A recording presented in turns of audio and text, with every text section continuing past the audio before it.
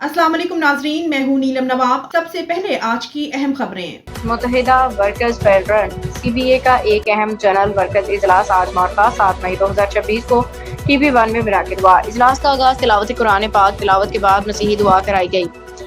इजलास में Orangi town, SITE town, Baldia town, टैक्स केमाड़ी टाउन के जिम्मेदारान कारकुनान ने भरपूर शिरकत की। Chairman incharge Muttahida workers front CBA जनाब अरशाद खान ने खिताब करते हुए जिम्मेदारान कारकुनान मजदूरों को इदारे सूरत हाल अपने एहतजाज के बारे में तफसील से आगाह किया। आज हम डिवीजन में अपने एहतजाज के लिए दिन रात घूम रहे हैं, आप लोगों के हकूक के लिए लड़ रहे हैं। ये बेहिस इंतजामिया जिसने हमारे हकूक पे डाका डाला है, हमारे मेडिकल को इंश्योरेंस कंपनी के हवाले करके RRG में प्राइवेट बंदे कॉन्ट्रैक्ट पे रख के हाजिर सर्विस और रिटायर्ड मुलाजिम के बच्चों का हक मारा जा रहा है। जॉइंट इंचार्ज नदीम यूसुफ भाई ने अपने खिताब में कहा कि 12 मई को तमाम दफातर में ताला लगाया जाएगा। अगर इंतजामिया का कोई अफसर मजदूरों के खिलाफ अगर रोशे हथकंडे इस्तेमाल करे, वो सर कान